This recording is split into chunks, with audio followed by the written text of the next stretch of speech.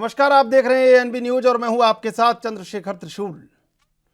अगले महीने उत्तर प्रदेश समेत 5 राज्यों में विधानसभा चुनाव होने वाले हैं, जिसे लेकर सभी दल जोर आजमाइश में जुटे हुए हैं।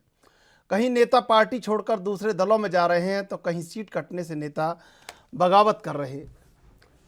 लेकिन इन सबके बीच एक मुद्दा जो 2020 से गूंज रहा है वो है किसान आंदोलन। दरअसल इस समय चुनावों का दौर है तो सभी दल विभिन्न संगठनों को अपने अपने पाले में भी करने की भरपूर कोशिश कर रहे हैं, जिसमें से एक किसान भी हैं। अगर किसानों की बात करें तो किसान कृषि कानूनों को लेकर बीजेपी के खिलाफ रहे हैं और चुनाव में सबक सिखाने की बात कर चुके हैं। वहीं दूसरी तरफ विपक्षी दल भी किसानों को अपने पाले में करने में लगे हुए हैं, क्योंकि भारत एक कृषि प्रधान देश है और देश की राजनीति भी किसान ही तय करते हैं, जिसके चलते अब सत्ता पक्ष और विपक्ष किसानों के समर्थन की राह तक रहे हैं। लेकिन इस बीच कल जब भारतीय किसान यूनियन ने सपा और राष्ट्रीय लोकदल गठबंधन को समर्थन देने का ऐलान कर दिया तो सभी सियासी दलों में तूफान आ गया। इस तूफान से बीजेपी भी डगमगा गई। लेकिन इस पूरे सियासी तूफान के बीच नया मोड़ तब आ गया जब नरेश टिकैत अपने बयान से 24 घंटे के अंदर ही पलट गए। दरअसल नरेश टिकैत के भाषण का वीडियो वायरल होने के बाद नरेश ने कहा कि गलती हो गई, कुछ ज़्यादा ही बोल दिया, और अब उन्होंने वोट मांगने की जगह आशीर्वाद लेने की बात कही और हर दल को अपना बताया। उन्होंने कहा कि बीजेपी उम्मीदवारों का भी स्वागत है। वहीं इन बयानों के बीच राजनीति ने उस समय नया मोड़ ले लिया जब ये खबर सामने आई कि केंद्रीय मंत्री संजीव बलियान नरेश टिकैत से मिलने सिसौली में उनके घर पहुंचे हैं। अब देखना यह होगा कि संजीव बलियान और नरेश टिकैत की मुलाकात किस ओर ले जाती है उत्तर प्रदेश की सियासी राजनीति को। टिकट तो एक को ही मिलना था। हम तो यही कहे भाई अच्छी तरह से इस चुनाव को लड़ो। आप लोगों की प्रतिष्ठा की बात है। यह सीट ऐतिहासिक सीट है, जिसे बहुत उस्ता लोगों को आपको जिताना बहुत ज्यादा उत्सुक है। आपस के आ जाओ, आगे आ जाओ, चौहान साहब आगे आ जाओ, चंदन चौहान आ जाओ, आगे आ जाओ, मंच पे आ जाओ आगे। हमारे गठबंधन के दूसरे उम्मीदवार जो वहां से मीरापुर से है, मीरापुर से चंदन चौहान चौधरी, आ जाओ यहाँ संजय चौहान जी के लड़के एमपी साहब के, आ जाओ जी। चलो नमस्ते नमस्ते चौहान साहब। भाई वहां से भी जहाँ किसी की रिश्तेदारी हो कुछ हो, सभी वहां से भी मीरापुर में भी मंडो नरेश टिकैत। और इस पे भी सारे को गठबंधन को जहाँ से जिसकी भी हो बातचीत। भाई आप लोगों की परीक्षा की घड़ी इस गठबंधन तक बगल जो कोई भी जाए उसे कुशा मंदरामन जो कुछ भी तरीका अपनाना हो, रिक्वेस्ट का यह और तो कुछ नहीं, और तो और तरीका तो कुछ नहीं होता। सब अच्छा व्यवहार सारे को काम आवे और बड़े अच्छे तरीके से सब मनाने की बात है और इस गठबंधन को सफल बनाओ। जय हिंद, जय भारत। एक तो देखो कल वैसे तो कोई आए नहीं रहे, ये गठबंधन वाले ही आए और वहाँ किसान भवन में इकट्ठे हो रहे थे। वहां से कह दिया हमने भी भाई अपना इनका ख्याल रखो, सारी वो है बातचीत। पर एक जो किसान संयुक्त मोर्चे की वो है, हम थोड़ा सा उससे उसका जो बंधन है उससे हम थोड़ा सा बोल पड़े फालतू, ऐसे हमें करवा नहीं होता। हम संयुक्त मोर्चे से बगल नहीं है, किसान संयुक्त मोर्चा सर्वोपरि है और इसमें कोई भी ऐसी बात नहीं होने की। संयुक्त मोर्चे की बात है, जो कुछ बात कहनी मोटी हो भी गई होगी, उसे ये भी अलक्षण नहीं है, किसी ने पर्चा नहीं भेजा। तो या तो जो किसी भी पार्टी का कोई भी प्रत्याशी होगा, किसी भी पार्टी का होगा, जो कर पहले टिकैत साहब के जमाने तय है या जो आते हैं, हम तो अपना वो का वही बना कर रखेंगे और सब आशीर्वाद देने। वोट मांगने की बात यहाँ से कोई ना करे। सब तो बड़ी यही बात है। वोट मांगने के लिए ना आवे, आशीर्वाद के लिए आवे। जो कोई आवे यहाँ से अपना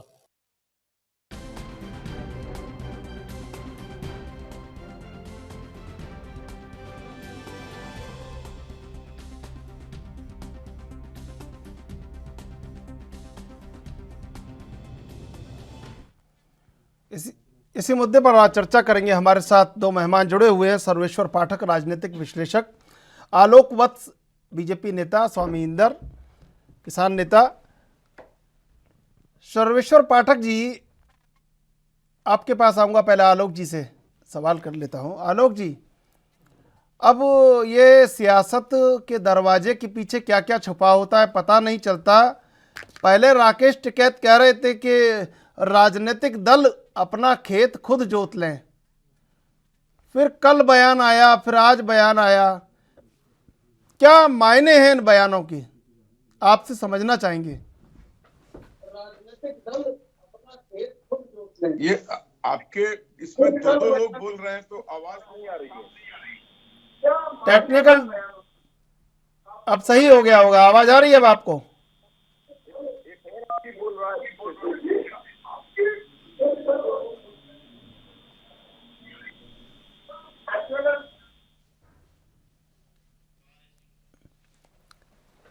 उत्तर प्रदेश में चुनाव चल रहे हैं और इन्हीं चुनावों में सियासी पैंतरे आजमाए जा रहे हैं और इन्हीं पैंतरों में कहीं ना कहीं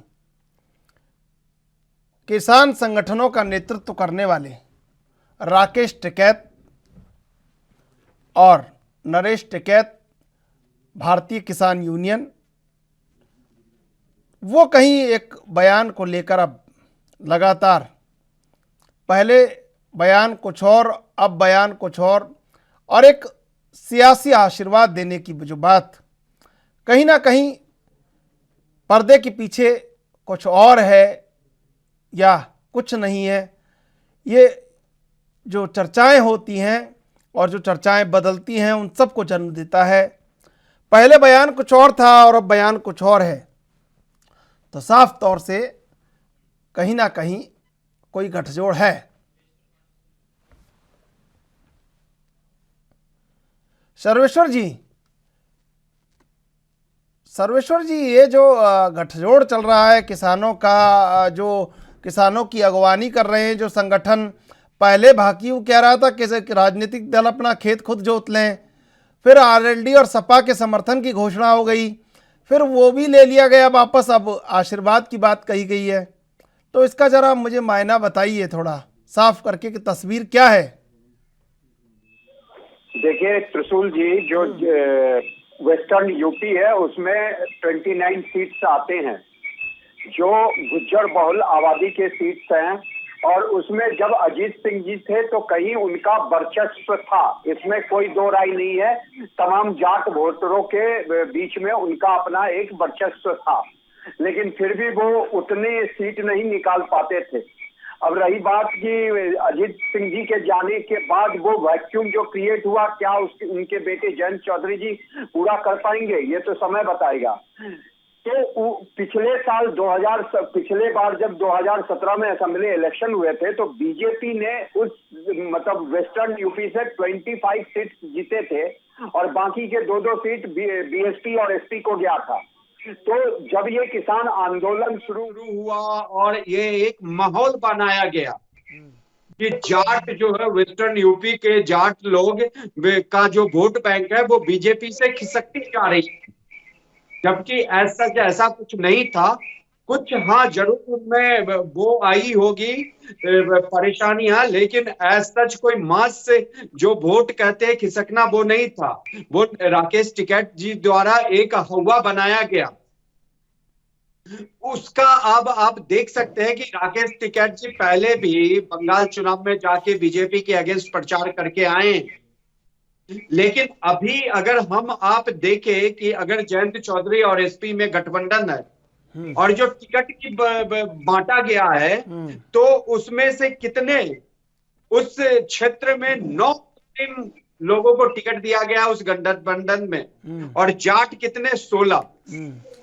सॉरी 6 माफ करिएगा 6 सीट मिले हैं। तो आप इस बात पे अंदाजा लगा सकते हैं कि वो जाट वोट आखिर जाएगा किधर।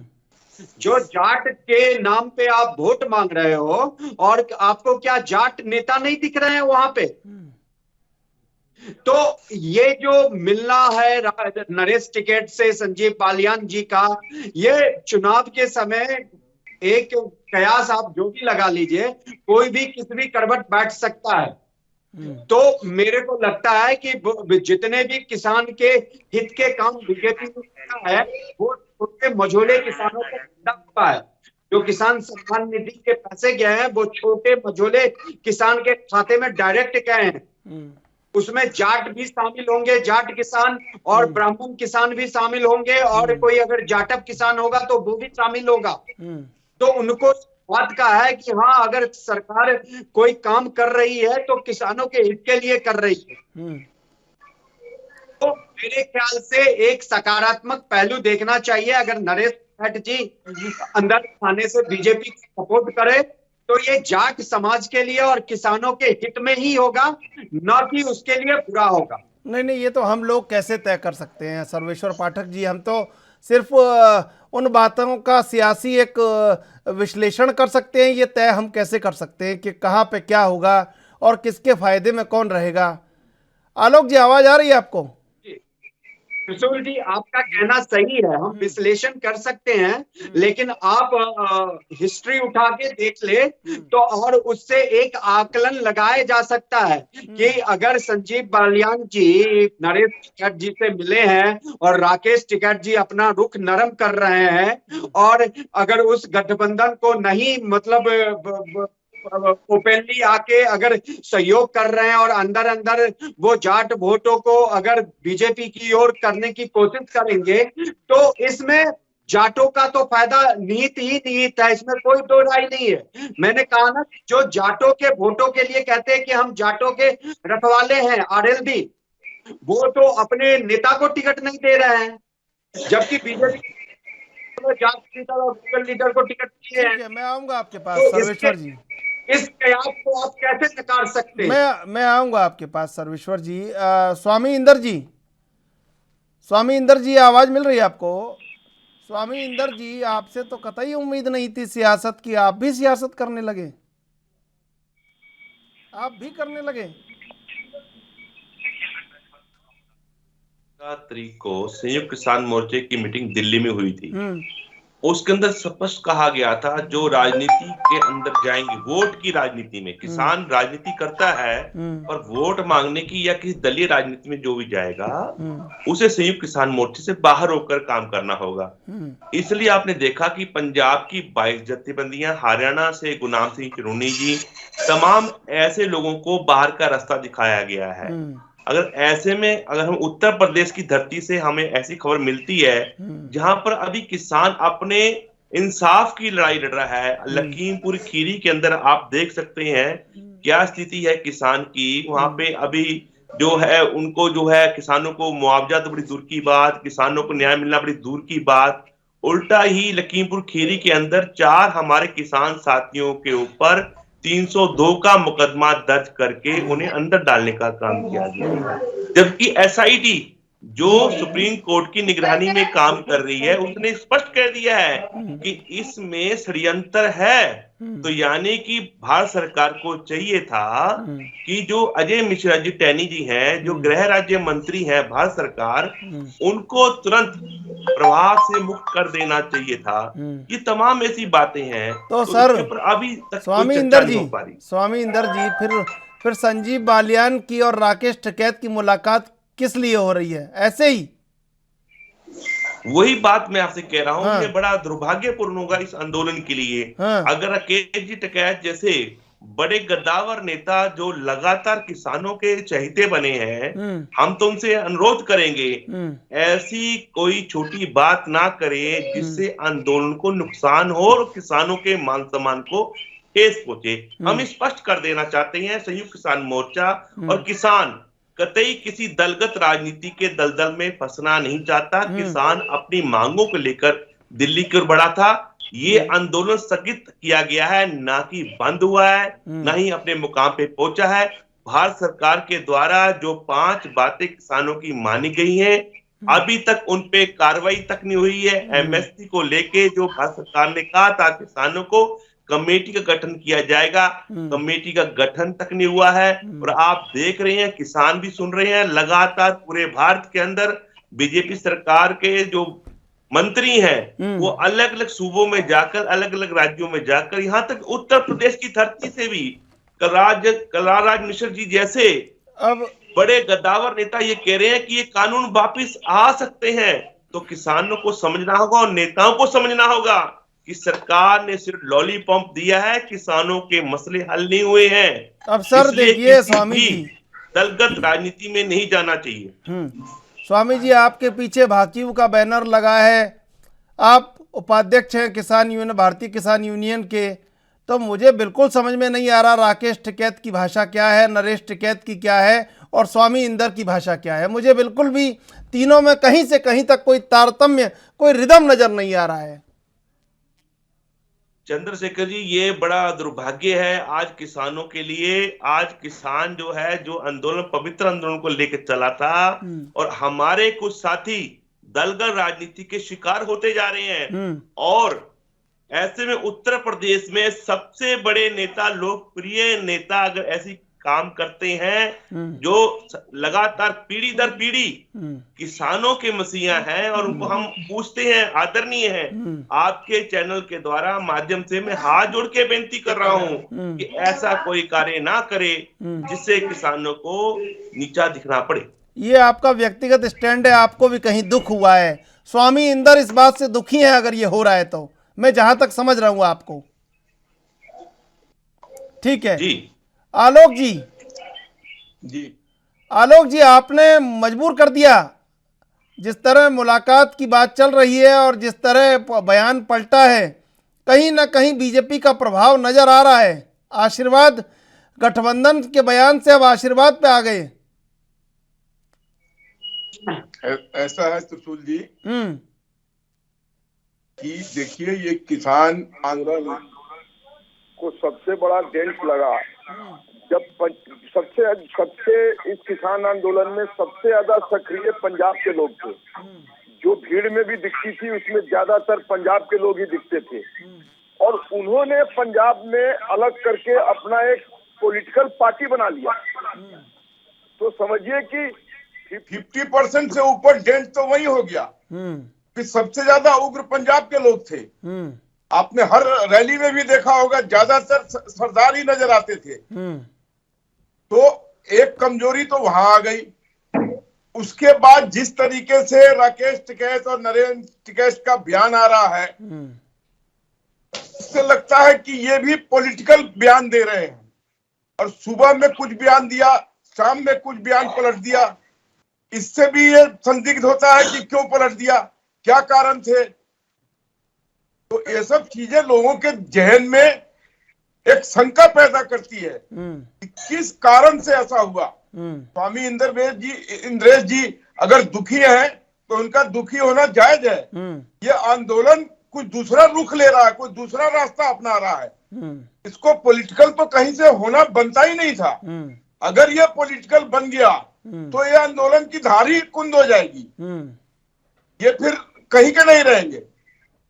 और जैसा कि अभी हमारे ईमानदारी से आलोक जी बात कही है, मैं बहुत आपको साधुवाद दूंगा। आपने बहुत ईमानदारी से ये बात कही है कि अगर इस तरह विचलित होंगे राजनीतिक रूप से तो कहीं के नहीं रहेंगे। ये ठीक बात है।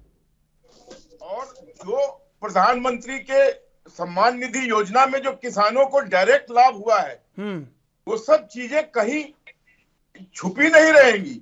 उसके कारण हमें वोट मिलेगा क्योंकि हमने उनका सम्मान किया है, हमने उनको आर्थिक मदद दी है जिसके लिए वो ललायत थे। तीनों मेहमान हमारे साथ जुड़े हुए हैं, हम चलेंगे आलोक वत्स के पास। आलोक वत्स, देखिए अन्न संकल्प ले रहे थे समाजवादी पार्टी के मुखिया, क्या कहना चाहेंगे इस अन्न संकल्प पर?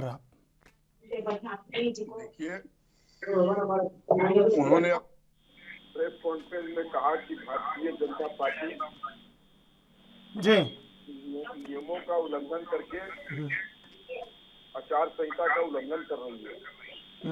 इस दिन स्वामी प्रसाद मौर्य जी को इन्होंने ज्वाइन करवाया। उस दृश्य को याद कीजिए और उस दृश्य को एक बार इसको बताइए। फोटो को सारी धज्जियां उड़ा दी गई थी। रैली पर प्रतिबंध है, रैली वो एक रैली में तब्दील हो गया था। और खुद स्वामी प्रसाद मौर्य मंच पे बगैर मास्क लगाए बैठे हुए थे।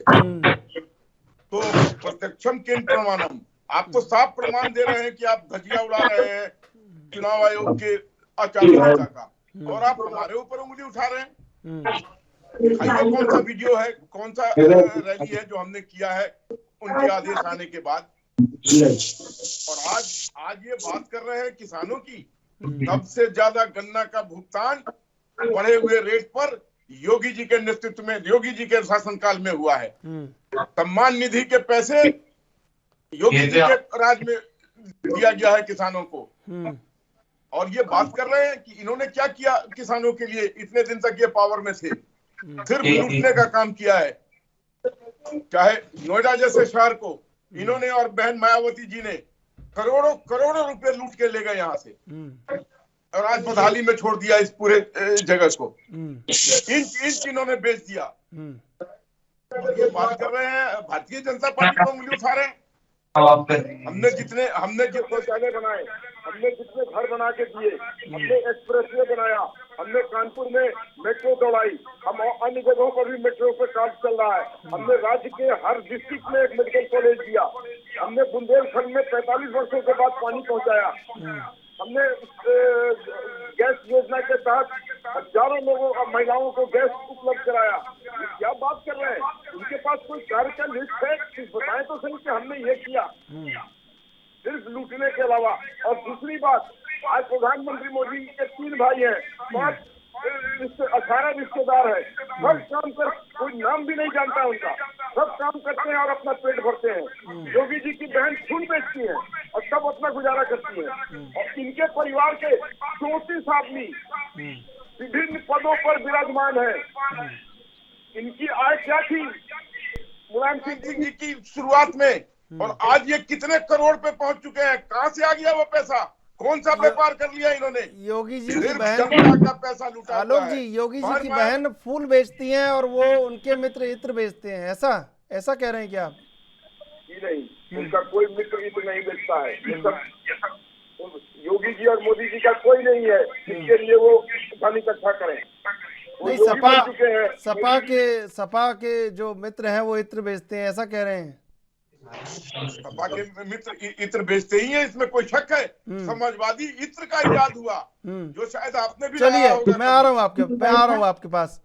सर्वेश्वर पाठक जी, देखिए, किसान आंदोलन के बाद जिस तरह अलग अलग धड़ों में किसान यूनियन और किसान संगठन है वो कहीं ना कहीं अलग अलग धड़ों में बटे हैं, लेकिन राकेश टिकैत का, नरेश टिकैत का ये बयान आना निश्चित रूप से कहीं ना कहीं जो बीजेपी के लिए तो फायदा देने वाला है बयान।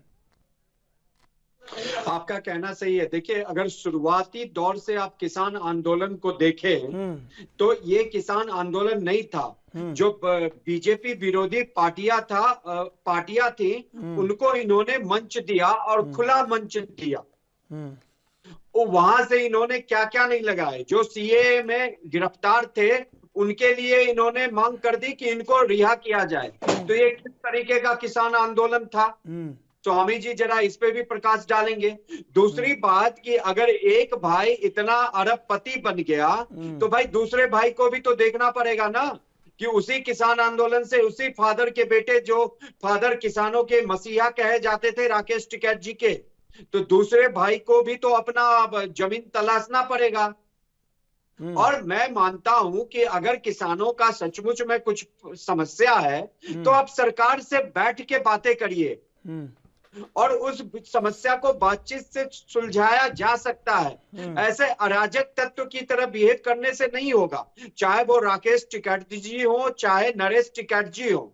अगर बीजेपी की ओर वो आए हैं तो इस चुनाव में सचमुच किसानों की अगर हितैषी है, जैसा कि आलोक जी ने कहा, अगर थोड़ी बहुत भी अगर बीजेपी ने मदद की हो किसान सम्मान निधि से या गन्ना किसानों को योगी जी ने समय पे पैसा दिलवा के, तो जो किसान वर्ग होगा वो बीजेपी की ओर जाएगा। ठीक है, लेकिन इसके पीछे जो मंशा है राकेश टिकैत जी का, हमने आपने सबने देखा था जब वो के धरने पे बैठे थे, तो वो कहीं से कोई किसान आंदोलन नहीं था, एक भोग विलास का और विपक्षी पार्टियों को प्लेटफॉर्म दे देना था कि बीजेपी के अगेंस्ट आप आओ और आग में ये तो घी डालने बीजेपी का के काम प्रवक्ता करो। हैं सर्वेश्वर जी, आप क्यों कह रहे हैं? बीजेपी के प्रवक्ता मौजूद हैं, ये तो बोल लेंगे। आप कम से कम राजनीतिक विश्लेषक का तो धर्म निभाइए। नहीं, राजनीतिक और फिर ये नहीं फिर देखिए, ये लगता है ये फिर प्रो बीजेपी और प्रो कांग्रेस हो जाते हैं राजनीतिक विश्लेषक। त्रिशूल जी, आप मुझ पे आरोप मत लगाइए, जो सच्चाई है लगाना वही पड़ता मैंने है बयान सर। की है। अगर सवाल आप मुझे एक बात बताइए त्रिशूल जी, राकेश टिकैत बंगाल इलेक्शन में जाके क्या बोलता, आखिर वहां जाके और किसी पार्टी विशेष के लिए नहीं, मेरा ये मानना है, यही बात कहना सर्वेश्वर जी, बीजेपी को हराओ। सर्वेश्वर जी, मेरा ये मानना है, क्या मतलब हो सकता है? सर्वेश्वर जी, मेरा ये मानना है कि जब बीजेपी के प्रवक्ता बैठे हैं तो वो कर लेंगे, पक्ष रख लेंगे। उनका पक्ष हम क्यों रखें, आप क्यों रखें? पक्ष नहीं रखता। अगर बीजेपी ने किसानों के लिए काम नहीं किया होगा तो वो इस चुनाव में उनको परिणाम मिल जाएंगे। मिल जाएंगे, बिल्कुल ठीक बात है। स्वामी इंदर जी, आप सब भी बैठे हैं, मैं बीजेपी का कोई पक्ष नहीं रख रहा हूं, लेकिन अगर गन्ना किसानों के योगी जी ने समय पे भुगतान किया तो उसको आप कहेंगे। चलिए, वो तो कहते रहते हैं, ठीक है, मैं आ रहा हूँ आपके पास, बोलेंगे, मैं आ रहा हूँ आपके पास। स्वामी इंदर जी, देखिए, अगर जन आस्थाएं या लोग या जनाधार आपके साथ जुड़ा है तो उसको कतई भ्रमित नहीं करना चाहिए और उसके वजूद को स्वीकार करना चाहिए और हमेशा ये सोचना चाहिए कि लोग आपके पीछे खड़े हैं सिर्फ आपके न्याय के लिए। अगर आप इस तरह के बयान देंगे और राजनीति में कहीं दखलंदाजी करने की कोशिश करेंगे तो निश्चित रूप से आपका आधार और अस्तित्व दोनों घटेगा। देखिए, अभी पाठक जी बात कर रहे थे, बड़ी बड़ी बातें कर रहे थे और उन्होंने कहा कि कहीं ना कहीं हमने ये आंदोलन को राजनीतिक मंच बनाने का काम किया। मैं इनकी इस विचार से कतई सहमत नहीं हूं। एक उदाहरण बताएं कि किसी राजनीतिक पार्टी के दल के मुखिया को इस मंच पे हमने चढ़ने दिया या उनको न्योता दिया। स्पष्ट हमने कहा था कि ये आंदोलन गैर राजनीतिक आंदोलन है और यही कारण है संयुक्त किसान मोर्चा और तमाम किसान संगठनों ने ये फैसला लिया हुआ था, जो भी इस लीग को तोड़ेगा, भले वो हमारा सहयोगी ही क्यों ना हो, किसान संगठन ही क्यों ना हो, उसको हम बाहर निकालने का काम करेंगे। आपने देखा होगा हरियाणा प्रदेश के अंदर, आपने देखा होगा गुलाम चुन्नी को कई दफा बाहर निकाला गया। इस बार तो आप खुद देखेंगे राज्यपाल जी, जो एक बहुत बड़े चेहरे थे इस आंदोलन के, उनको भी इस आंदोलन ने बाहर का रास्ता दिखाया है 15 तारीख को। उसका मैं चश्मदीद गवाह हूं, उस मीटिंग में मैं भी था।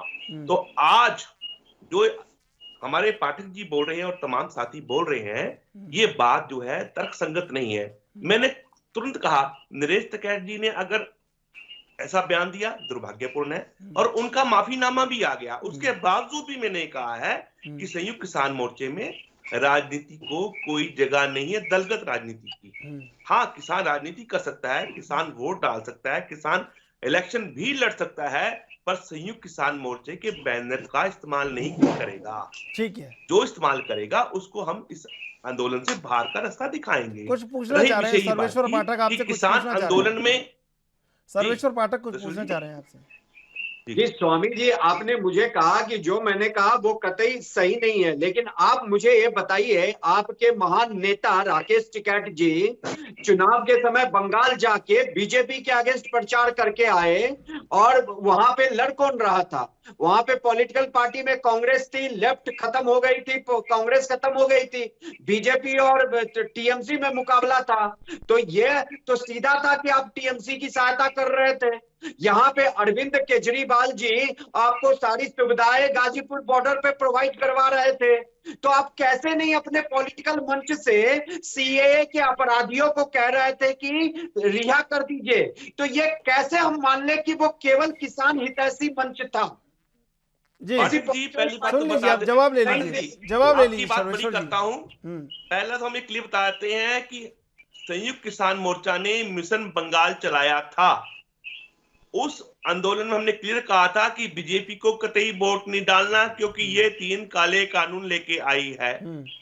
और अब आपको बता देना चाहता हूं, आपकी नॉलेज में, संयुक्त किसान मोर्चे ने 15 अक्टूबर को ये फैसला लिया है कि मिशन यूपी भी चलाया जाएगा और उत्तर प्रदेश में बीजेपी की जड़ खोदने का हम काम करेंगे।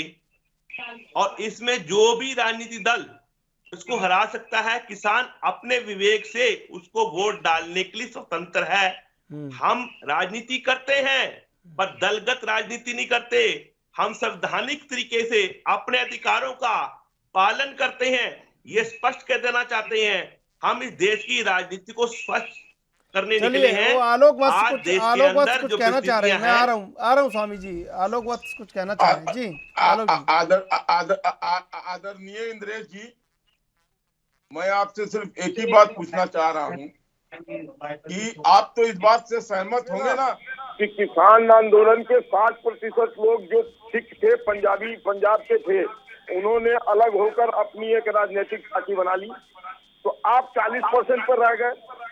और दूसरी चीज मैं आपको आगाह करना चाहता हूँ कि अगर ये चुनाव लड़ रहे हैं जो अपना दल बना के, उस दल का मुझे नाम नहीं पता है, शायद मैं भूल रहा हूँ, मान लीजिए संयुक्त संघर्ष पार्टी, मान लीजिए अगर वो पंजाब में सबके सब चुनाव हार जाते हैं, तो आपके क्या संदेश जाएगा? आपके जो आप काले कानूनों की बात कर रहे हैं, इसका मतलब लोगों ने वहां के नकार दिया इस काले कानून के वालों को की मुगालत करने वालों की। आप इस चीज को ध्यान रखिए कि अगर वो संयुक्त किसान मोर्चा के लोग पंजाब में चुनाव हार जाते हैं तो ये जाती है। मुझे ये बता दीजिए लोकनाथ जी, कौन सी गली पंजाब में जाती है बीजेपी के लिए? वो गली का नाम बताइए। मैं सुना नहीं आपकी बात, जरा फिर से कहिए। मैं ये कह रहा हूं, पंजाब के लोगों ने तो आपको नकार रखा है। आप बताइए पंजाब में आप कौन से पायदान पे खड़े हैं? रास्ता ही नहीं आपके लिए पंजाब जाने का। उत्तर प्रदेश की बात कीजिए। हम उत्तर प्रदेश में तो ये कहा जा रहा है बाबा तो गयो, बाबा का बंटा आधार बैठ गयो। सुन लीजिए, पंजाब में 0/, हम पंजाब में 0/0 पर आउट हो जाए, लेकिन अगर संयुक्त किसान मोर्चा के लोग सब चुनाव हार गए तो ये डायरेक्ट इतनी बड़ी पार्टी 0 पे मान गई, तो उत्तर प्रदेश में क्या हाल है आपका? ये बता दीजिए। चलो अब बताइए उत्तर प्रदेश में कहां खड़े हैं आप, ये बताइए। प्रचंड बहुमत से उत्तर प्रदेश में हम योगी जी की सरकार बनाएंगे। कमाल है, योगी जी को तो बंसी आपने बचने दी मथुरा के अंदर, उनके हाथ में डुगुटी दी देती दोबारा गोरखपुर की। अरे भैया, बंसी से बचने देते, श्री कृष्ण भगवान दर्शन दे रहे थे। वो तो अखिलेश यादव क्या बात कर रहे हैं? अपने वो अखिलेश यादव जी को सपने में आते हैं। हम लोग तो धरातल पर उतारने का काम करते हैं, वो सपने में ही सब कुछ देख लेते हैं और वो सपने में ही। आप ही के बड़े बड़े नेता बोल रहे थे कि योगी जी को, श्री कृष्ण भगवान जी की मेरे को सपना आया है कि उन्हें मथुरा से टिकट मिलना चाहिए। तो ऐसा क्या हुआ जो डुगडुगी बजाने के लिए बाबा फिर चल गए? ऐसा है मठ के अंदर मठ से कुछ निकलेगा क्या बाहर? ये बताइए। नहीं, आप ये सर सवाल ये है कि आप उनके खिलाफ कोई कैंडिडेट खड़ा करेंगे क्या? किसान इंद्रेश जी, हम डिसिप्लिन पार्टी के लोग हैं। जहां भी पार्टी कहेगी, टिम्बकटू से कहेगी, तो योगी जी टिम्बकटू से जाके चुनाव लड़ेंगे। टिम्बकटू में थोड़ी सा भारतीय लोकतंत्र है वहां पर सर। आलोक जी कैसी बात कर रहे हैं आप? टिम्बकटू में थोड़े भारतीय लोकतंत्र है कोई। यूपी का ही चुनाव हो रहा है आलोक जी। हाँ, मैं तो ये कहना चाह रहा हूँ कि हमें जहां से आदेश दिया जाएगा हम वहां से जाके चुनाव लड़ेंगे। अरे तो सर भारत की बात ये हम खुद नहीं तय करते हैं कि हमें कहां से लड़ना है, ये पार्टी हाईकमान। आप लगता है लोग जी भ्रमित हैं और देश की जनता को भ्रमित ना करें। आज देश का चुनाव किसान के मुद्दों पे लड़ा जाएगा, पर देश के अंदर माहौल बन चुका है। सुनिए स्वामी जी, सुनिए स्वामी जी। आलोक जी ये बताइए, आप कह रहे हैं टिम्बकटू से, तो क्या वो अमेरिका से पार्टी हाईकमान टिकट तय कर देंगे, जाइए मैनचेस्टर से लड़िए, तो वहां लड़ेंगे क्या? आप मेरे बातों को पकड़िए मत। अरे सर कैसे नहीं पकड़ेंगे आप सबकी बात पकड़ लेते हैं, आपकी भी कोई बात ना पकड़े। मेरा इशारा ये था कि हम डिसिप्लिन पार्टी के लोग हैं, कैडर के लोग हैं। जहां से हाईकमान तय करेगा वहां से चुनाव लड़ेंगे। और सर्वेश्वर पाठक देखिए आपकी पूरी वो करते रहते हैं, मुलम्मा चढ़ाते रहते हैं भाजपा पे, वो भी हंसने लग गए आज कि ये आज गलत हो गया थोड़ा सा, उनको भी लग रहा है कि ये इसमें कोई गलत त्रिशूल जी सर, नहीं हुआ है। और आलोक सर्वेश्वर जी, भावनाओं को सर्वेश्वर जी समझिए। आप सर्वेश्वर जी सही खूब कहा आपने। मुलम्मा चढ़ाते हैं भाजपा पर। भावनाओं को समझना पड़ेगा, आप बातों को ना पकड़े, भावनाओं ठीक को है समझे। सर्वेश्वर जी, आप जी, खूब त्रिशूल जी। मुलम्मा समझते हैं ना, आप खूब चढ़ाते हैं भाजपा पर, लेकिन कभी कभी आपको भी समझ में आ जाता है कि ये थोड़ा सा ज्यादा इधर उधर हो गया है मामला। हाँ? देखिए त्रिशूल जी, मैं जो है वो सच्चाई बोलता हूँ। अरे अगर सर, कभी BKU कभी के आप लीडर इंटरेस्ट अगर उसमें भाजपा की ओर चला जाता है तो इसमें मेरी कोई नहीं, आपकी गलती कहाँ है? गलती नहीं है, गलती क्योंकि तो भाजपा अगर वैसा काम की है तो उसको श्रेय मिलेगा। भाजपा जिस तरह हर अगर जगह नहीं की है तो अरे वोट में, चुनाव में जनता हटा देगी। लेकिन जिस तरह भाजपा सब जगह और पहुंची है, आपके आप तक भी litmus test पहुंची है यूपी। ठीक है, यूपी को आप हम सभी जानते हैं कि जो जीतता है वही चलिए, सेंटर में ठीक है, सरकार बनाता है। मैं स्वामी और इंदर के पास, उसमें भी जो अभी वेस्टर्न यूपी है वो बहुत महत्वपूर्ण हो गया है। ठीक है, स्वामी इंदर जी, क्या तैयारी है गोरखपुर की आपकी? गोरखपुर में क्या करने जा रहे हैं? कितने किसान वहां पहुंचेंगे? आपने भी कह दिया वाला था। कितने किसान पहुंचेंगे, कितने लाख? देखिए, मैं बता देना चाहता हूँ, अभी किसान जो है इलाहाबाद महाकुंभ पर प्रयागराज में इकट्ठा होगा। जो 17, 18, 19 का जो हमारा प्रोग्राम है उसमें किसान इकट्ठे हो रहे हैं। उसके बाद हम लोगों ने जो 31 तारीख का प्रोग्राम बनाया है पूरे भारतवर्ष के अंदर, वादा खिलाफी के खिलाफ हम लोग जो है डीसी कार्यालय पे प्रधानमंत्री जी का पुतला का दहन करेंगे कि जो प्रधानमंत्री ने वादा किया था कि नरेंद्र मोदी जी का कहिए सर आप।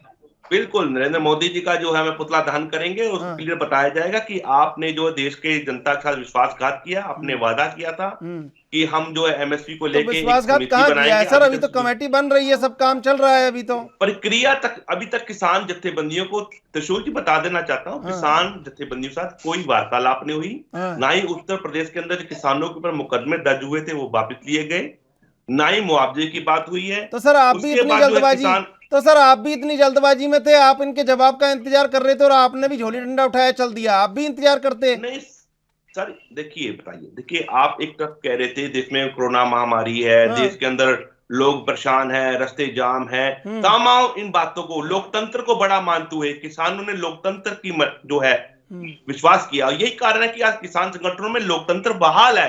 आज देश के अंदर लोकतंत्र जीतता हुआ आपको नजर आ रहा है। जो खुद कह रहे थे, हरियाणा प्रदेश का एक मुख्यमंत्री है मनोहर लाल खट्टर जी, वो कहते थे अगर ये 3 काले कानून वापिस हो गए ना तो मैं अपना त्याग पत्र दे दूंगा। तो ये पब्लिक में आके कहने वाले लोग आज कहां छुप गए?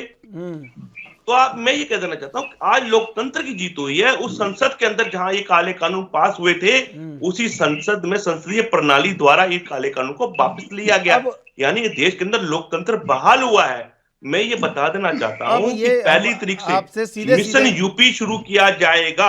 आपसे सीधे एक सवाल लिया गया 1 फरवरी से। सीधे एक सवाल पूछ रहे हैं, सपा और रालोद को समर्थन नहीं देंगे, मिशन यूपी प्रारंभ करेंगे, सपा रालोद को समर्थन कोई दे देता है तो उसका विरोध करेंगे या उसका बयान पलटने के लिए घर में ही मजबूर करेंगे। तो ये जो सजी सजाई थाली है, इसको आपने पहले खीर थी, अब इसको रायता बना दिया और बिखरा हुआ रायता बन गया है अब ये। तो आपको क्या लग रहा है, अब ये रायता जितना बिखरेगा उतनी प्रतिष्ठा आपकी दांव पे लगेगी? किसी का कुछ जाने वाला नहीं है सर। त्रिशूल जी, मैं आपकी बात को बड़ी करूंगा। मैं बता देना चाहता हूँ, उत्तर प्रदेश का किसान बड़ा माहिर है। ऐसी दवाई बनाता है कि देश का प्रधानमंत्री बनता है। आज उत्तर प्रदेश का अपना इलेक्शन है, उत्तर प्रदेश अपना मुख्यमंत्री भी बनाएगा और देश के अंदर लोकतंत्र बहाल भी करेगा। पर योगी जी को वो कमंडल हाथ में पकड़ के मठ से कहीं और जाना होगा। तो कौन सा मुख्यमंत्री है सर जो अन्य संकल्प ले रहे थे, वो मुख्यमंत्री? ये किसान अपने विवेक से तय करेगा, किसान के अधिकार। तो सर बताइए ना, या तो मना कीजिए, यहाँ कीजिए किसके साथ है और किसके साथ नहीं है, ये तो स्पष्ट करना पड़ेगा ना। अखिलेश यादव कह रहे थे, सुनिए सर्वेश्वर जी, अखिलेश पाठक कह रहे थे परसों, मैं आ रहा हूँ सर्वेश्वर जी, आ रहा हूँ आलोक जी, स्वामी इंदर जी परसों अखिलेश यादव कह रहे थे कि 80% हमारे साथ हैं और 20% बीजेपी के खिलाफ हैं। क्या मतलब समझे सर इन बातों का, बताइए। ऐसे ही आप कह रहे हैं। देखिए, बीजेपी के एक गदावर नेता अभी बीजेपी से बाहर आए और अखिलेश जी की पार्टी ज्वाइन की, वो कहते हैं 20-80 का नहीं है, 15 और 85 का मुकाबला है और 15 में भी बंटवारा है। तो ये तय इन्हें करना होगा कि इनके 15 में क्या गड़बड़ी हो गई है, जो इनके घर से सब लोग बाहर की ओर भाग रहे हैं। ये गैस चैम्बर बना डाला है इन्होंने राजनीति को, और देश के अंदर लोकतंत्र को खत्म करने का जो काम किया है, उसके अंदर जो किसान बदलाव लाएगा, इस देश के अंदर, प्रदेश के अंदर लोकतंत्र पुनः बहाल होगा। वहाँ हो रहा है सर, उनके तो 1000 से ज्यादा विधायक है सर, अभी 690 में से 350-400 जिता लेंगे वो तो। बताइए आलोक जी। इंद्रेश जी का हृदय इंद्रेश जी नहीं है सर, इंद्रेश जी तो आप ही के हैं, ये तो कुमार स्वामी इंदर जी हैं। इंद्रेश जी तो आप ही के हैं सर। सॉरी, इंदर जी का जो भावना है अंदर से, वो अंतोगत्वा फूट के बाहर आ गया। मैं इनसे पूछना चाहता हूं कि जो आपके मित्र आपके साथ आंदोलन किए, वो जाड़े में बैठे रहे, गर्मी में बैठे रहे, जिन्होंने वहां पे वॉशिंग मशीन से कपड़े धोए, एयर कंडीशन में सोए, बिरयानी या मुर्गा खाए, आज वो चुनाव लड़ रहे हैं, आप उनके चुनाव में जाएंगे कि नहीं जाएंगे?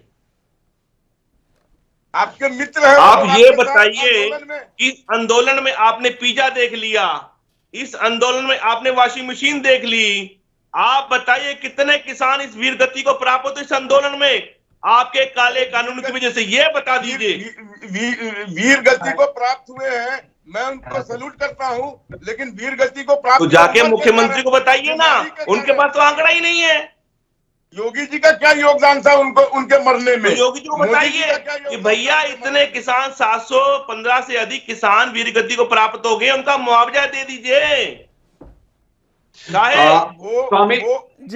वो किन कारणों से मरे हैं, ये भी तो पहले बता दीजिए। चलिए सर, ये बात हम ना करें तो मुझे सर बिल्कुल भी अच्छा नहीं लगता सर। मैं समझता हूं मुझे सर, देखिए स्वामी इंदर जी डरे हुए हैं, स्वामी इंदर जी और आलोक वत्सी, मुझे बिल्कुल अच्छा नहीं लगता किसी की मौत पे इस तरह बात की जाए। निश्चित रूप से अगर कहीं कोई मौत हुई है, पूरा देश जिम्मेदार है और हर एक जिम्मेदार से सवाल होना चाहिए सर। बताइए सर्वेश्वर पाठक जी। त्रिशूल जी, मुझे स्वामी इंदर जी से एक सवाल पूछना है, और यह सवाल आप भी पूछ सकते थे। इन्होंने कहा 700 किसान वीर गति को प्राप्त हुए, लेकिन वही किसान आंदोलन जो लड़की बंगाल से आती है, उसका सामूहिक रेप करके हत्या कर दी जाती है, वहां पे एक बंदे को हाथ पांव काट के, चाहे जो भी हो, लटका दिया जाता है। क्या उसकी मानवाधिकार आयोग नहीं था? और जिस लड़की के साथ रेप हुआ, उस किसान आंदोलन के मंच के सामने से उसके आवाज क्यों नहीं उठाते हैं आप? तब फेविकॉल क्यों जम गया है आपके मुंह में? बस केवल 700 किसान मरे, वो लड़की नहीं मरी, और उसका रेप करके मारा गया था। जवाब ले लीजिए। प्रश्न कहने के बाद चुप होइए। आपकी बात को बड़ी कर रहा हूं।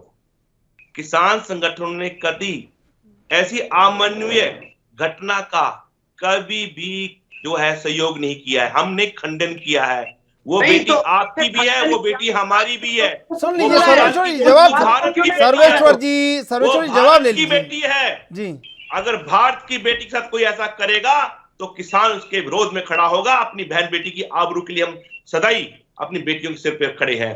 दूसरी बात, जिस किसान की आप त्रिशूल जी भी आज तक आप लोगों ने कभी नहीं बोला उसके बारे में एक वर्ड। अभी डिबेट चल रहा है, इस डिबेट में उसके बारे में एक वर्ड नहीं बोला। सर हम पे तो आरोप मत लगाइए, हमने तो सब बोलते रहे हैं, पूछते रहे हैं सर लगातार। भारत की बेटी हो, हमारी बेटी है। हम ये कहते हैं ऐसा नहीं होना चाहिए, और जिन्होंने किया है उन्हें जो है दंड मिलना चाहिए, और ऐसी मानसिकता वाले लोगों का जो है मुखौटा सामने आना चाहिए जो ऐसी मानसिकता रखते हैं बेटियों के प्रति।